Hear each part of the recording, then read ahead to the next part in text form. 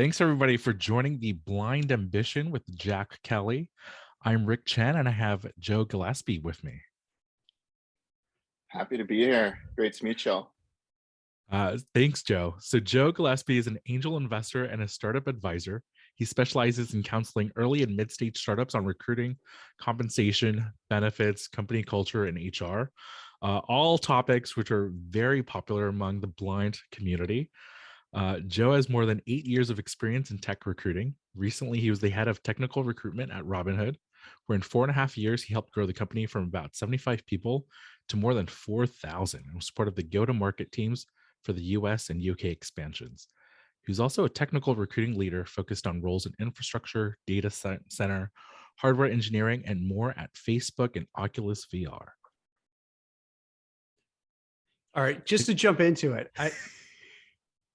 from how many people to how many people, Joe? So I think I was 74, 75 when I joined Robinhood, and yeah, at the peak it was nearly 4,500. The recruiting team itself, I think, was about 5 people, and at the peak, the recruiting org was, I think, almost 300, Wow. which was, it was a lot of growth year over year. Going from an onboarding class of 2-3 people to, I think one of the classes was actually over 50 or maybe a bit more. So it was pretty neat to see. And similarly at Facebook, I think when I joined, it was roughly 6,000 people, and 4 years later, it was, I think, 23,000. So some substantial rate of growth. So as I used to have all brown hair, just to, Well, I'm not going to make any comments if you see my beard, so I'm just going to keep quiet on that one. So how was it like, let's say with Robinhood, just to scale? Was it just working around the clock, especially at the beginning when you didn't have a whole team? Once you have 300 recruiters, I guess, yeah, then it makes more sense. But how did you manage that? As much strategy as possible, but a lot of brute force. So yeah, I mean, it was a startup environment, hyper growth. I think when I joined, we had about 1 million users.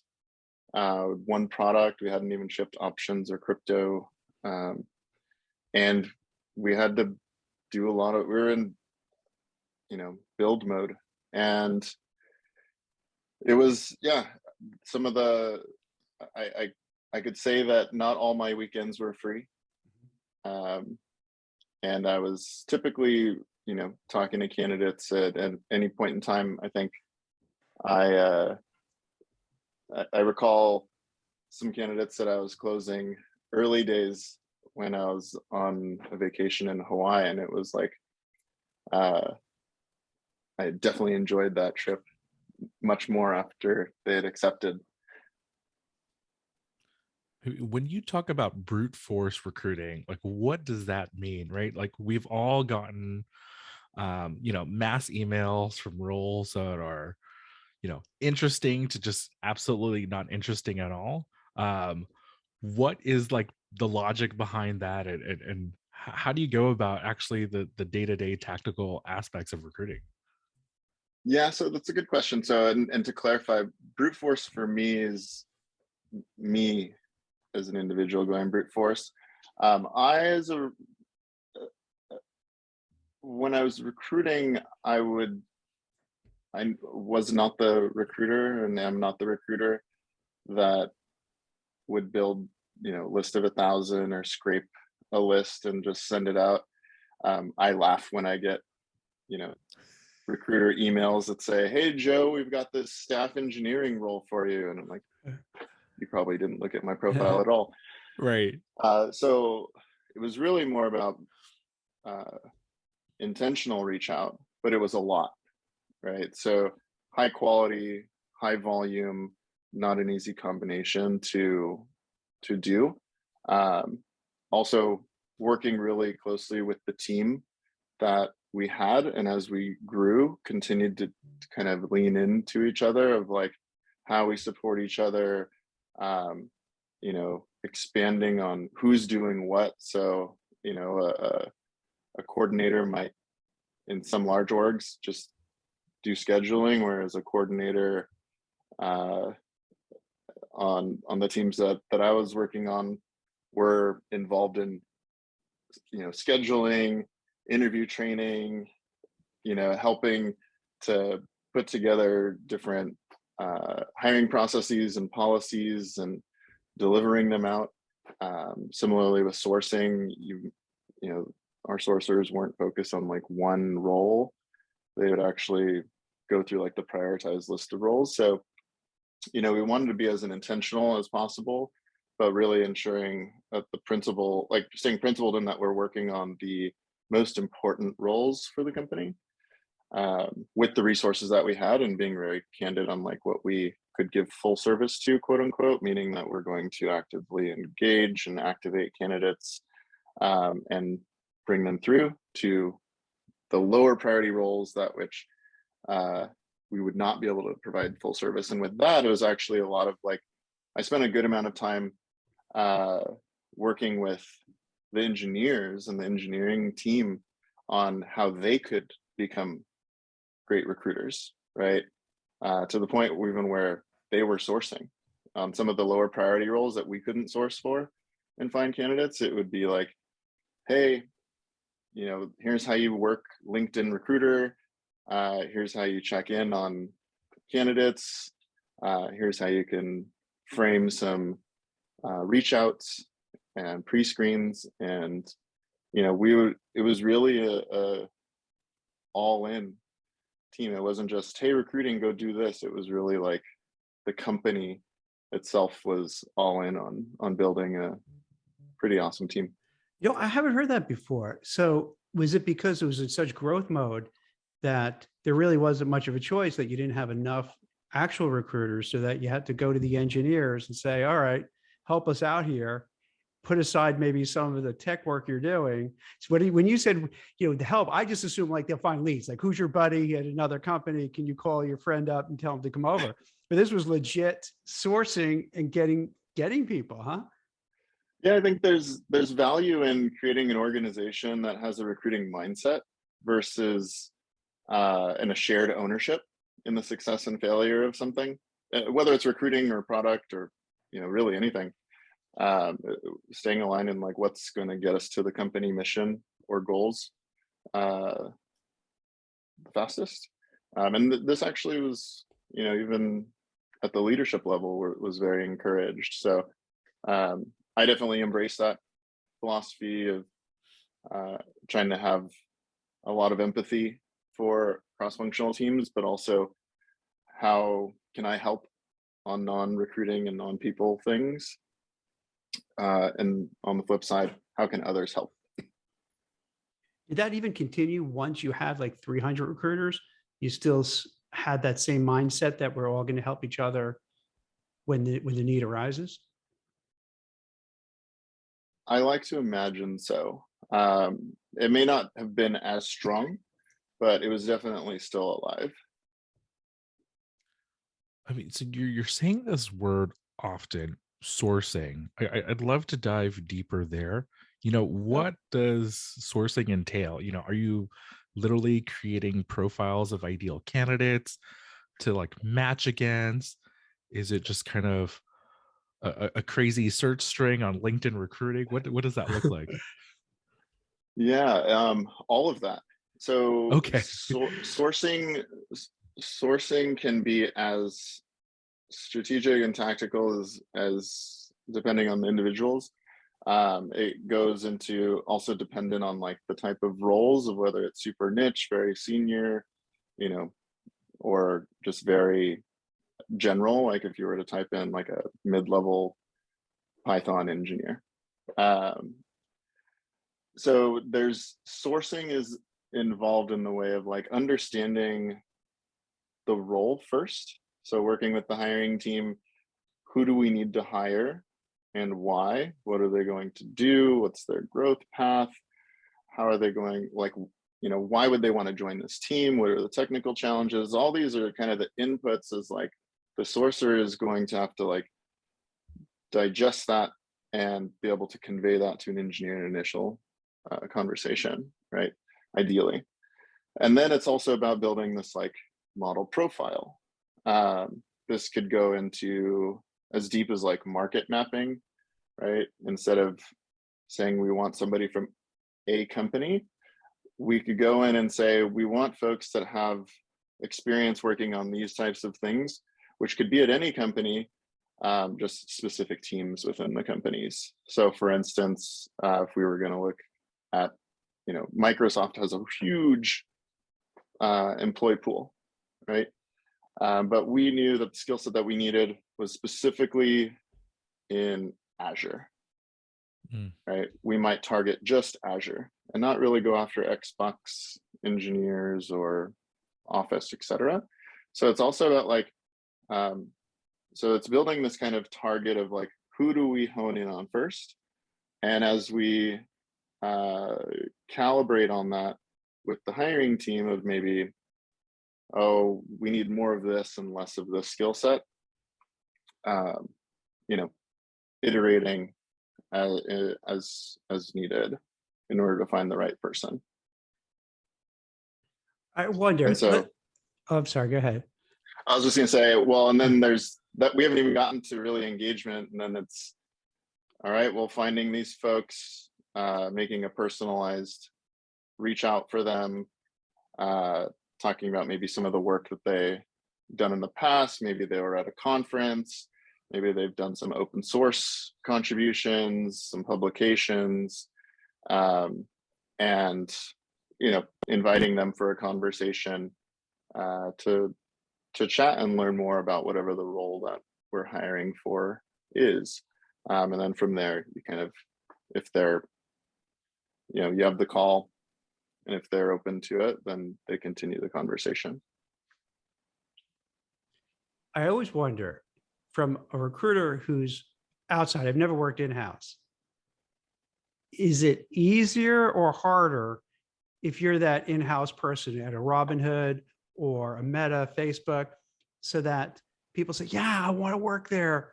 So then you get, if you put an ad out or you reach out, that they're more likely? Or do you have the same headaches someone from the third party outside would get and try to find somebody and sell them on the company?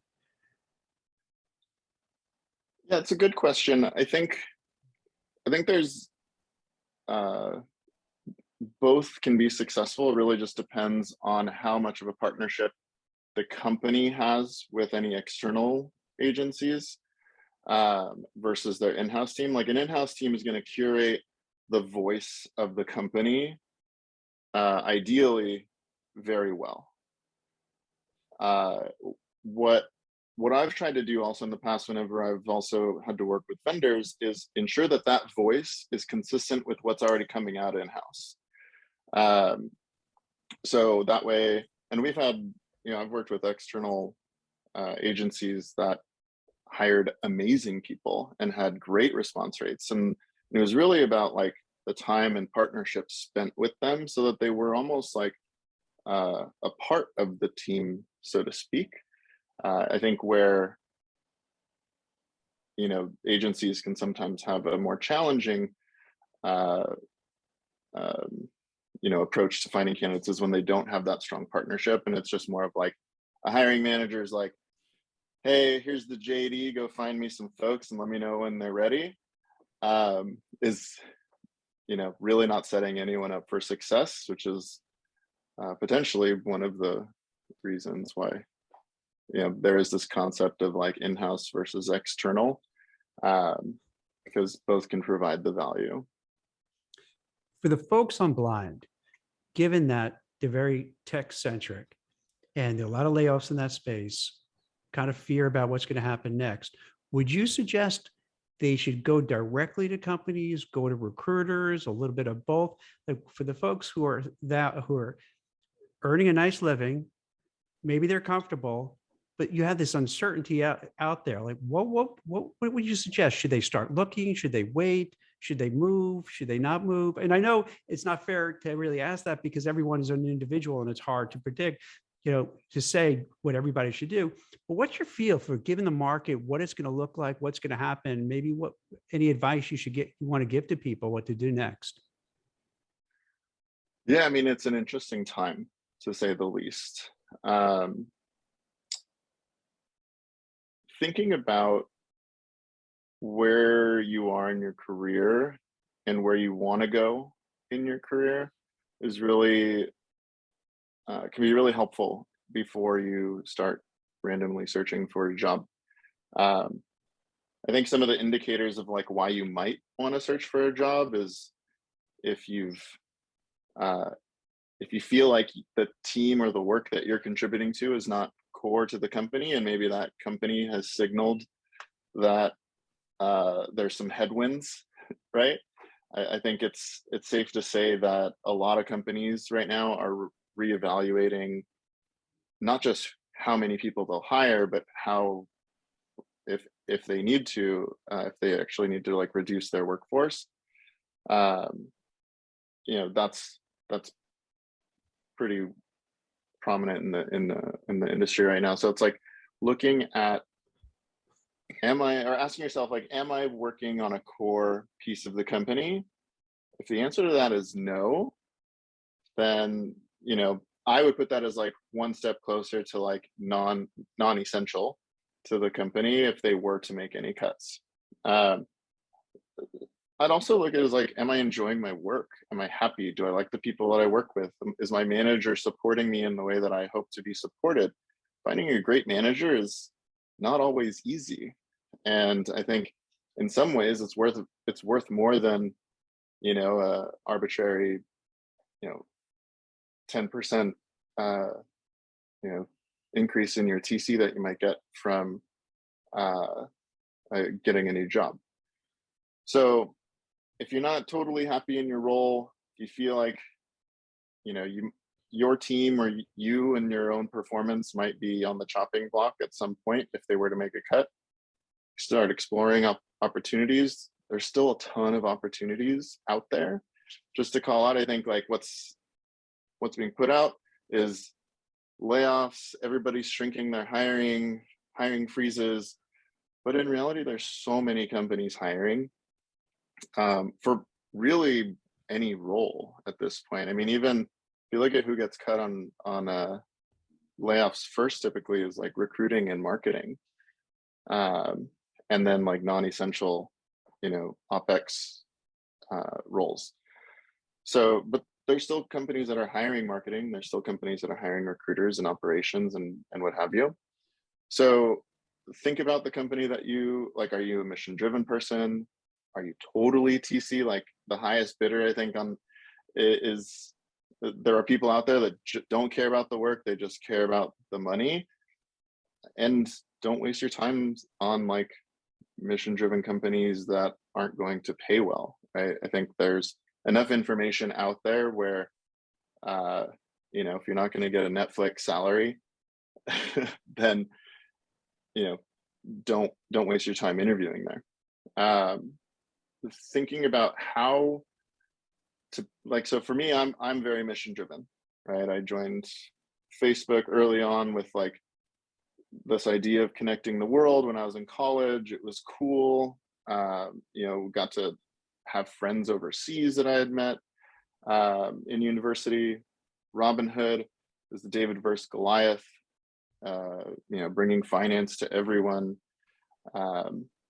And every company, I've got a new adventure coming up soon that I'm pretty excited about and very mission aligned.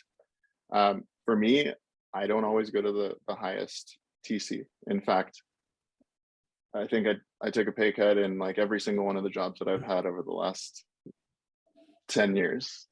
So, but it's more of because I have a little bit more of like delayed gratification, right? So do you need the cash or are you going to optimize for the equity?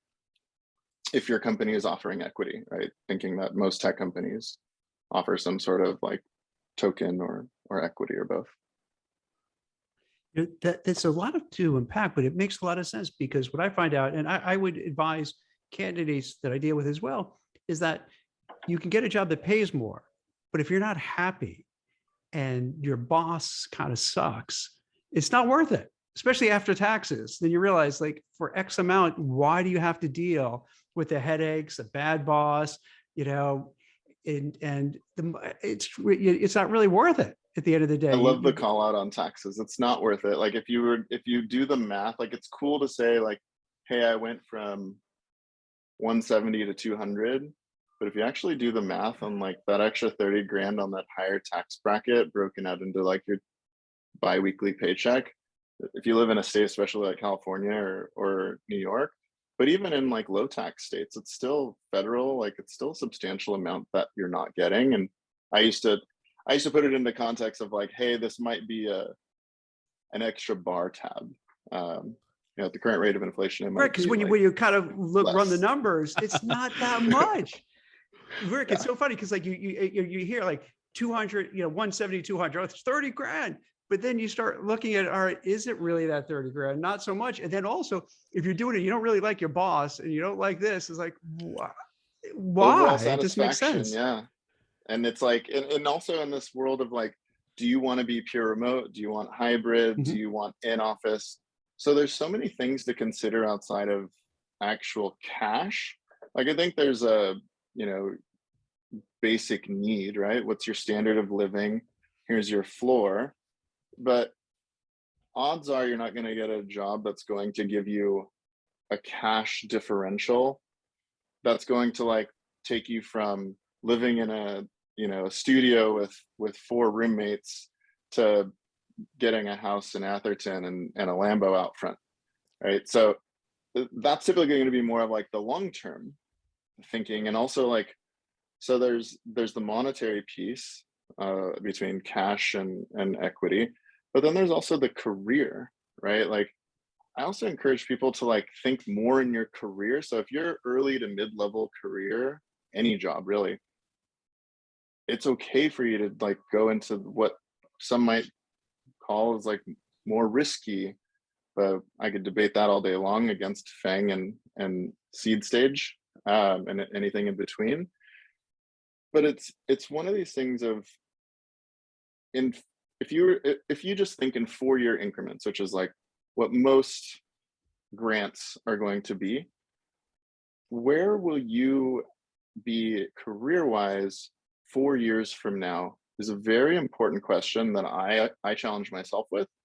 Like, are you going to be going to a large FANG company? You might go from like E4 to E5, right?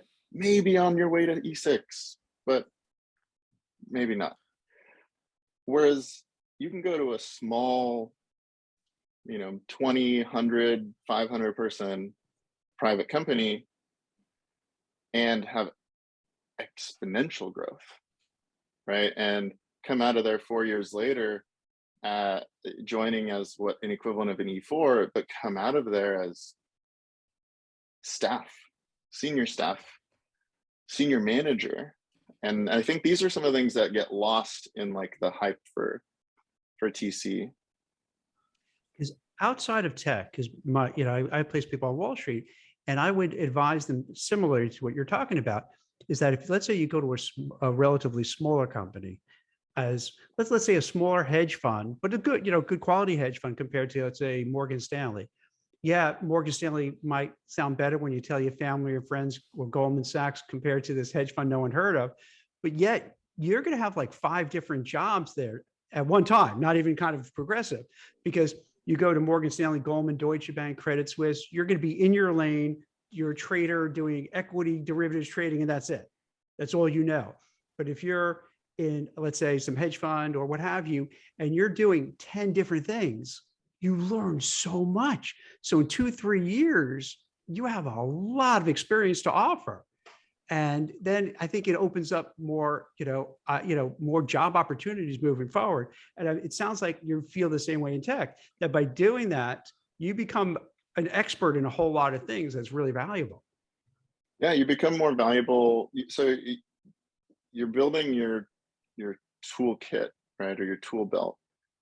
You become more valuable for the broader market, but also for the company that you're at, right? So it's like, if you're doing great work, and you know all the ins and outs of like, a broad spectrum of, what's going on in your organization, that has value, right? Now, to competitors, that also has value, which is one of the reasons why you see some of these like early Facebook engineers go to like this, what looks like a risky startup, and then it becomes Airbnb, right? And then early Airbnb folks go to what looks like a risky startup, and now it's Figma.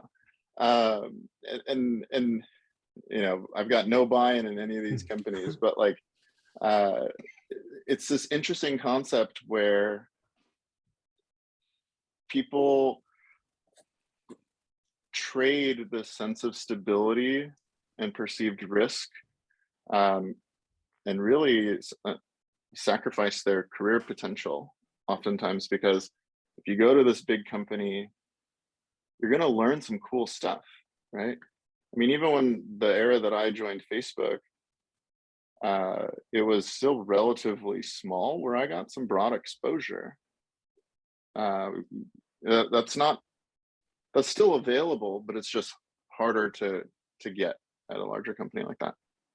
I wonder, Rick, Joe, do you find it that maybe people make a mistake in that they fall into this trap where they pick a job with a company because it's a marquee name, so that there might be better opportunities, even more money, better growth, but they feel it's safe because I'm working at Amazon, I'm working at Apple, I'm working at, whatever. And maybe they're selling themselves short because they feel there's safety in that veneer of the type of company, but they might be better off doing something else. Do you see that happen? Yeah, and it's so different on the individual level, because, do they need the premier benefits that these companies offer for, ABC personal reasons? Is it really the brand, right? It's kind of the, do you have to have the BMW? Is like a Toyota just not satisfactory? But then there's also like the Teslas, right? If we're going to go on this automotive analogy, joining Tesla like 15 years ago was probably a scary, terrible idea. And now it's like everybody wants to have a Tesla. Well, Wait, can we talk about one thing about Tesla? Just a complete side note. Did you just hear that he had twins with a woman who was like a senior executive of one of his companies, and it just came out? I did not hear that. Dude, I can't. But I feel like there's new stories coming out. I can't get over daily. this guy. My mind is blown. He has like 10 kids now. They just had twins through, I don't know, through this executive at, I want to say, it wasn't SpaceX, but I think Neuralink, perhaps. Yeah, I mean, I've got 2 kids. I can't imagine. I can't imagine more. And it has to be and this is from half a dozen different women. I mean, no judgment on my end, but I think I'm feeling pretty good with 2. Right. This is what I don't mean to take, a diversion from it, but I saw it over the weekend. I'm like, this is nuts. This guy, I can't, this, he's like a cartoon character. I mean, this is not real. Well, I think it's also like thinking about like from a career perspective, right? Brands come and go, right? Tesla was like the it at some point. Amazon was the it. It still is in many ways. It depends on where folks are at in like their career cycles, right? If you don't have any brand name on your resume, that's okay.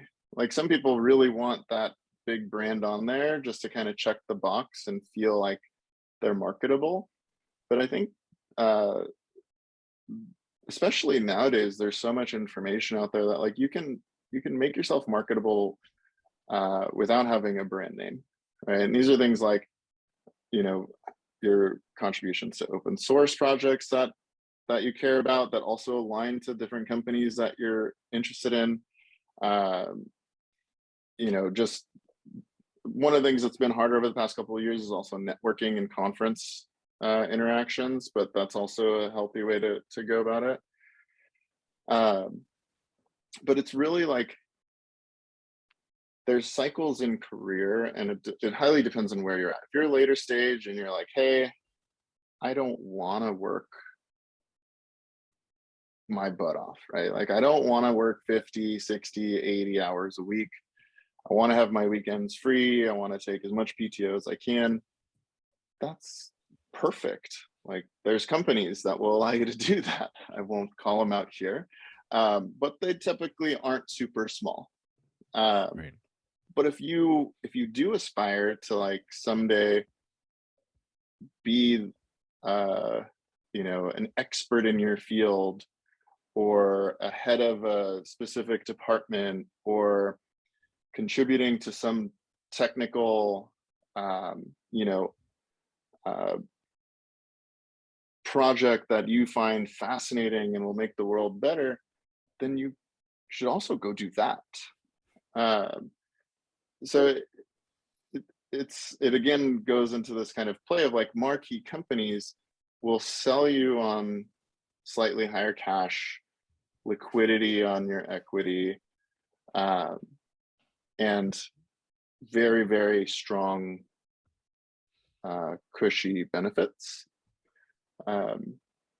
Having worked at a lot of different places in my career, from making my own, salad for lunch every day to having breakfast, lunch, and dinner at like 20 restaurants available to me at all hours of the day. I can tell you that I'm still doing fine with making my own lunch. So just pause, take a breath a little bit. Also, if you have a recruiter that's pressuring you to make a decision, ask yourself why they're pressuring you so much to make that decision. So I want to dig in there. Why would a recruiter pressure someone to make a decision quickly? We hear about like exploding offers. That's very common in tech. These like high pressure, high like sales tactics. Where do they come from? What's the strategy? What's behind that strategy? I mean, I think it's perspective of the leadership that's putting those in place, right? I'm not saying an infinite runway to decide on something. I think there's a benefit to not rushing an offer, right? Like I actually look at recruiting more of mediation than sales, which is maybe a contrarian way to think about it. Because typically you're going to have that like, all right, we need an offer in 3 days. Right. Even when I joined a previous company, that was what I was told. It's like, hey, we give 3-day offers. I'm like, I don't do that. I give a reasonable amount of time that we work out by candidate, right? Of like, we have an aligned agreement. Because also like one of the things is you bring on people, you're also hiring them to help make decisions for the company, ideally, right? In some small or big way. And if they're unable to make a decision in weeks, then there's also a signal that might not be the right match, and there's still that doubt. But to the question of why do we have sales tactics, I think it's just the leadership. Like on any team that I've led, I typically have not pushed for any like exploding offers. If it's getting dangled for 1-2 weeks, we align on like, hey, this offer is going to be no longer valid after this coming Friday or something. And it's a reasonable amount of time that you don't feel rushed. Another reason why they might be putting pressure on is limited headcount, which is actually something that is potentially very real in today's market with all the freezes and more intentional hiring, right? It's not just infinity, like let's keep them rolling in regards to like how much headcount teams can hire for. So I think that it is a little bit more plausible to anticipate more companies having timelines, because maybe they only have one headcount, but there's like 2 or 3 candidates in queue that they also need to keep on the line in case this candidate A declines, right? So there's a couple factors that come top of mind. Rick, I could give a different perspective from the agency side. Right. So for the folks in what, so what happens is this, I'm gonna get a lot of hate from other recruiters, but I'm gonna, you know, All right, let's Inside lean scoop. into I it. love it. spill the Yeah. is it really goes down to the dollars, because let's say, you know, you place somebody and there's a 20%, 25% commission on their base annual salary. Let's just make it round numbers, right? That's a lot of money. And you want to place that person. So if you find someone, let's say Rick is like really good for the job, and you know, I feel really confident you can get the job. I could see a recruiter twisting arms because he feels, if I don't get him in there, somebody else is get, you know, someone else in there, and I'm going to lose this, and I'm already looking how I'm going to spend this money. So it does. And what happens, like in the agency side, and the reason I'm bringing it up too, because the people I'm blind are going to do both, like go directly to the company and use the services outside recruiters, is that, yeah, there's a, you eat what you kill. You know, there's a pressure, you know, you're on a commission basis and you want to make deals because you want to get paid. And if you know someone is good, you can place them, you're going to really push hard. Conversely, if you speak to someone and you know they're not good, you're going to give the brush off. And that's why a lot of people get ticked off with recruiters, because like, I dealt with this person and they just blew me off. Because instead of just saying to them, hey, Rick, you know what? I don't place communication directors. I can't really help you too much. Right. And then you go, oh, okay, I get it. It's, instead of just the blow off. And now you're like, Jack's a jerk, man. I hate him. He's an ass. Why he never got back to me? So they don't really explain it. So yeah, so there's I think there's a dollars and cents element that you just want to push and get that person placed, and you don't have to. Yeah, I love that perspective. Right? It's reality. It's and that is one of the things where, because even there's this misconception that recruiters in-house get paid by hire, which is, at least I haven't worked at, and I don't know of any off the top of my head. I haven't seen that either. Internally, where you're making, you know, your pay, like in-house recruiters are on salary and equity package just like any other internal employee. And even from a bonus perspective, teams that I've led and been in performance reviews with, even on broader orgs, you know, it's not like, oh, it's only about the hiring. Oftentimes the bonus is like there's like an aspirational target that like, hey, we need to get to, but then it's all the qualitative things of like, you know, good candidate experiences. Did we, you know, how are we partnering with the teams? Were we hired, like really focusing on like bringing in the right people versus the number of people. And that is an interesting dynamic between in-house and external. But I do notice, Joe, on resumes from HR people, they'll brag, hey, we cut down on the usage of, you know, outside recruiters by X%. We've saved X amount of money because we didn't have to go out to recruiters.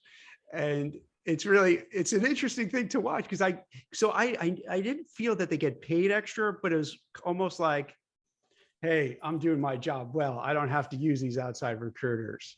You know, I got it covered.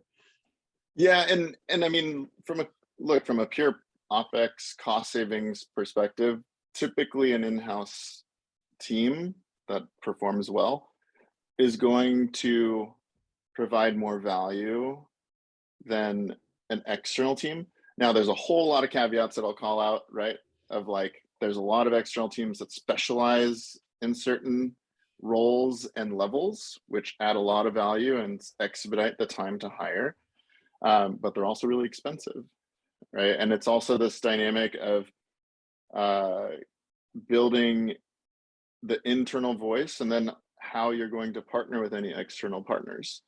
You know, for me, I always enjoyed partnering with agencies that are that very much want to like be a part of the team, even though they have like, you know, 4 or 5 other clients, what have you. But there's definitely you know, some of the big agencies out there where it's like, we have 85 clients and we're going to place this person at one of them. Right, and it's more of a numbers game versus like uh, a strong partnership with the smaller number of companies that they work with. I mean, taking a candidate's perspective, I mean, can we use that business model to our advantage? Is it more efficient? Is it more, helpful for us if we work with a outside recruiter or recruiting agency because they are motivated to kind of be our best advocate? Or, is there no difference at all? Well, that's a good question. I would say it depends. So when I when I've worked with agencies, I'm the direct connection, right? So I'm still Uh, filtering candidates. Now, at some companies that don't have a talent team, and they're just like it's the hiring manager that's just partnering with, which is a lot of the time actually, mm, um, then you could have but then you typically don't have an in-house team to work with anyways. Um, so that would be my initial take on that, but it's definitely an interesting perspective. I don't think it'll help much at like the larger companies, um, but definitely, might be an advantage for the smaller companies. You just also have to be, I mean, it also, I think for in-house or external, how you connect with a recruiter is important, right? Because if they if you're amicable and you know are considerate and have like an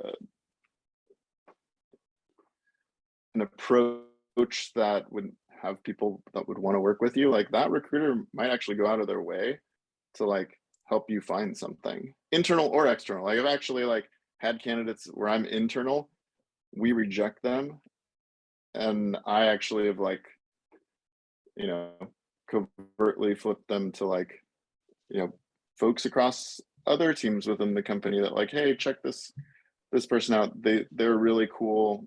They might be a fit for, your team over here. Hey, Rick, for the people on blind, what do you get a sense of? Do you get a sense that they want to move or they just want to be prepared to move?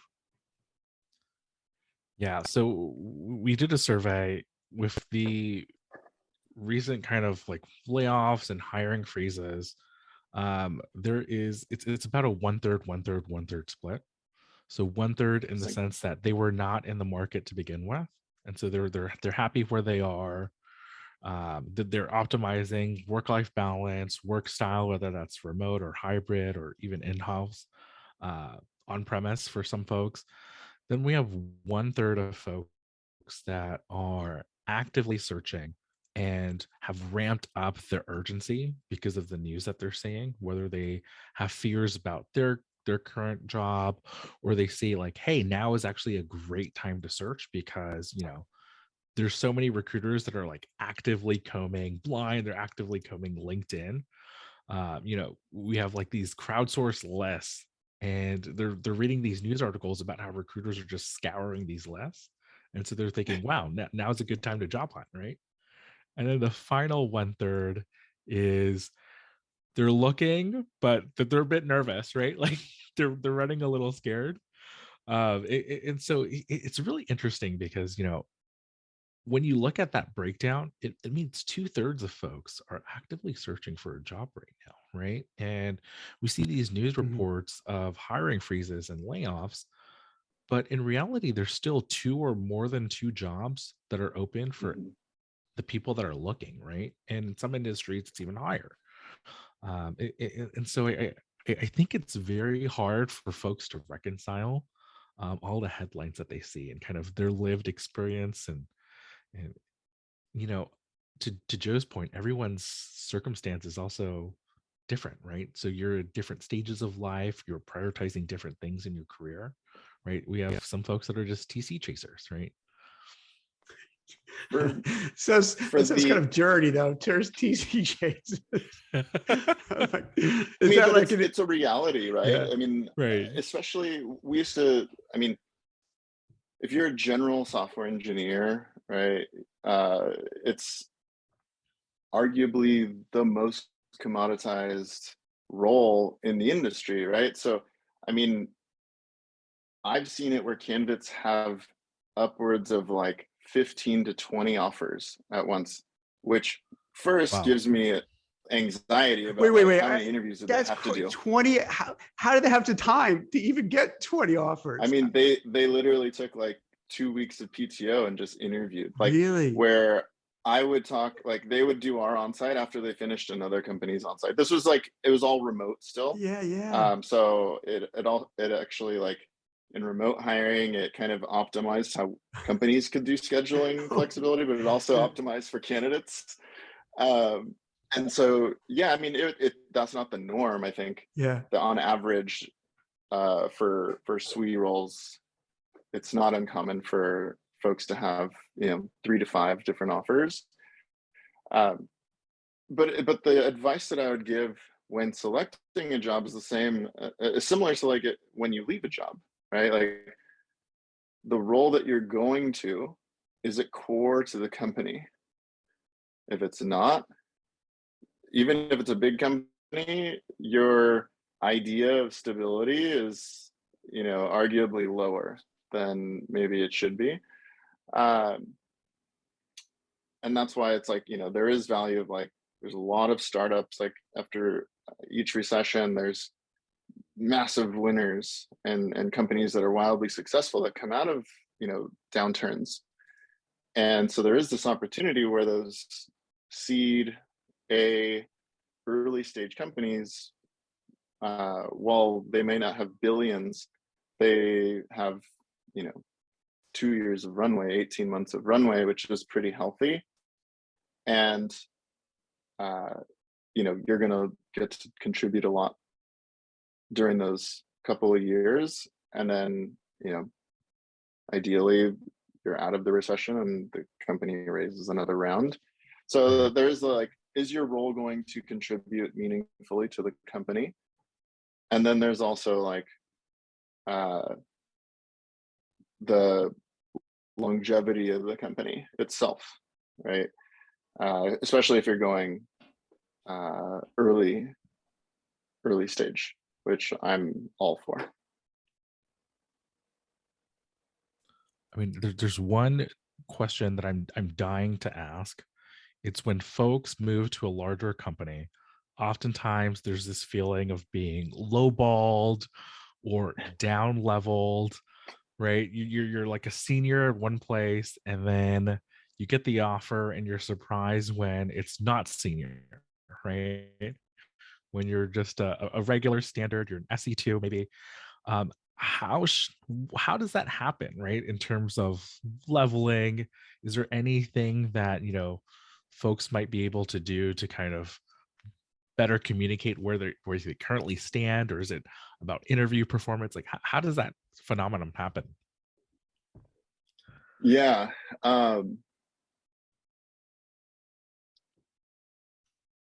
Interview performance is important, but it's also in like overall presentation and how you convey yourself, right? If you're let's just use the Google Facebook kind of decoder leveling key.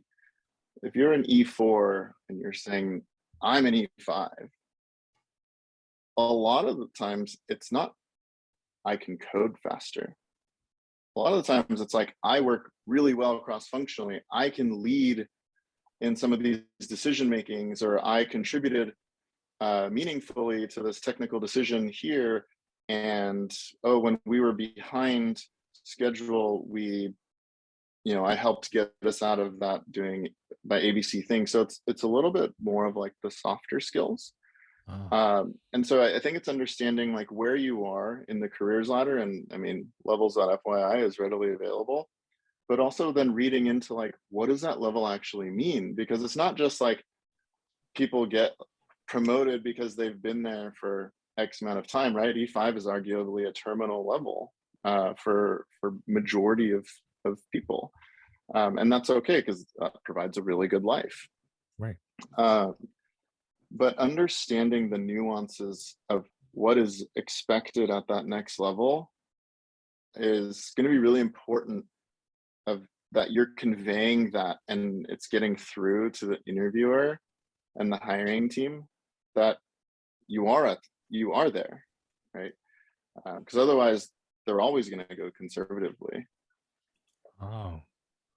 And what do you make of those like promises of, oh well, I understand it's less than you expected, but in 6 months or in 12 months when we have our next cycle, we'll get you right where you want to be. Like, what do we make of that? Well, one, I try not to focus on title, so I'm not title centric. Even when I had my own companies, I think I had sales on my business card. And like I'm kind of on the opposite end of the spectrum. Like I actually don't care about title. So I'd encourage, like, don't make it so much about the title. Is it going to, one, meet your expectations compensation wise? Oftentimes it may not, because bigger companies have pretty strict bands. Two, if you're not getting what you need, whether it's title, whether it's compensation, make the decision. Like, you can just walk away. I can tell you that I've post Facebook, I've had offers from multiple FANG companies. Some up-leveled me, some made me on par, and some down-leveled me. And I'm not going to say they were wrong for doing any of those, but it informed on how I was going to make my decision, right? Based on, like, I made my decision more on like mission and where my career will go, and are my minimum expectations met. Those are kind of like my three qualifiers, right? Keeping in mind that I've got like 2 kids at home, so it's, gone are the days where I could bunk with 3 roommates in a studio. Right. Hey, Joe, and Rick, have you noticed from, let's say, placing people on Wall Street, it's okay to haggle and negotiate. Is it the same way in tech, Joe, where if, let's say, you don't get the level you want, that it's not, you can just go back and forth, or it's just a lot of times, here's what it is, and maybe just incremental changes? Yeah, I mean, I think that so you should always negotiate. The worst that they could say is no. Unless you're totally obscene about it, they're not going to pull your offer for asking, is there anything else that we can do? Right. And you can also get creative in what you can ask for. Again, worst they could say is no. So if you're thinking about, hey, I want more equity, or hey, I want more cash, cool. You can also ask for a sign-on bonus. Some companies do that, some don't. I've seen it where I'm expecting, the candidate's expecting a child, and the parental leave isn't exactly on par with what I currently have. Can you negotiate anything there? Like working, like, hey, we require 2 days a week. I live in Kansas. I don't really, but like if I did, I won't be able to go into the SF office 2 days a week. Can this be totally remote? So you can think beyond just the cash and equity side of things, but definitely negotiate. Got it. Now, with recruiters, you're kind of like the canary in the coal mine. Any thoughts, like what you might see in the next 3-6 months? I know you don't have a crystal ball, but any sense? It feels like we're halfway through this. I think we'll see on how the next quarterly earnings go, and as we kind of go into like finishing Q3 and in Q4. But I don't think we're done. Got it. But I appreciate. I do also think that we're going to be hiring. Like a lot of companies are still going to hire. I look at especially within tech at least. I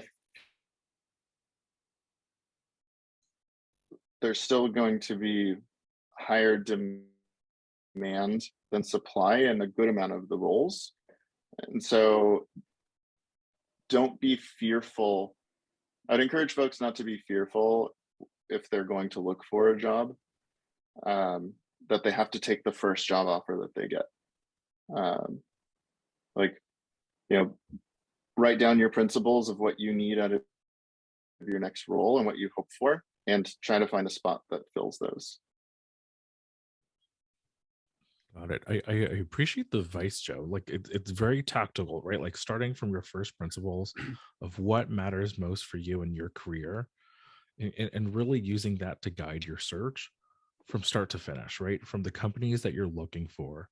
If you're mission focused, if you're an optimizer for benefits or work life, to actually negotiating the finer details, right? And being satisfied with the offer you take. I really appreciate that advice, Joe. I mean, hopefully a recruiter is also giving you this advice. Yeah. I definitely try to, like, for any candidate that I speak with, right? Because again, I look at this as I see recruiting in-house at least as definitely more mediation of Right. ensuring that we're like an in-house recruiter is helping find the right person for the team, and really just kind of mediating that from both on the internal side. There's a lot of things that happen internally of like, nitpicky hiring managers, and encouraging like, hey, what's a must have, what's a nice to have, what's teachable, and what's a domain expertise that they have to come in with, to also with the candidate, right? Of, hey, you have 12 offers from everything from seed to public. Which ones are you actually interested in, and why? Right. So there's like, ideally, be okay with like having those conversations with your recruiter, because I've had thousands of those conversations with candidates that I've interacted with over the years, and sometimes it's meant that they come aboard, and sometimes it's meant that they take another offer. No, I appreciate that counsel and that coaching. Thanks for coming on the show, Joe. Joe, thank you. This is great My advice. pleasure. I think this is great advice, and it's so timely, because as we're talking about, we're hopefully halfway through this weird dynamic that we're in. And yeah, people just need to hear like advice, what to do, how they should look at things. Should they look? Should they not look? Should they go in-house? Should they have an agency recruiter? So these are what they're thinking. And you articulated everything so well. Even the stuff not recruiting. I like the advice you gave about, if you want to stay, make sure you're indispensable, irreplaceable, and you're in a job that's needed and valuable. Because you could stay, but if you're in an area that maybe it's we don't need you, goodbye. So that's that's valuable as well. So if you want to stay, you got to make sure, are you safe? And I don't know if you brought this up, but maybe to add to it, Joe, I'd be curious your opinion. If you stay, you got to find ways to make yourself known and seen, even if it's like a hybrid or remote. Come into the office, make sure, because you come into the office, they might feel bad to let you go compared to someone who's at home. You don't see him, and you can do that Zoom, firing or layoff. So, but if you're in the office and they know you and they see Rick every day and they like him, like, we can't let Rick go. Let's let go Jack. We don't see him. He's just a little box on Zoom. So I think this is really timely advice. It's awesome, perfect. It was a fun conversation. I could keep talking for hours more. Thanks so much for having me. Excellent. Looking forward to seeing the upcoming surveys on Blind. I always appreciate, going through some of the forums on there. Excellent, Joe. Thanks, Joe. Excellent.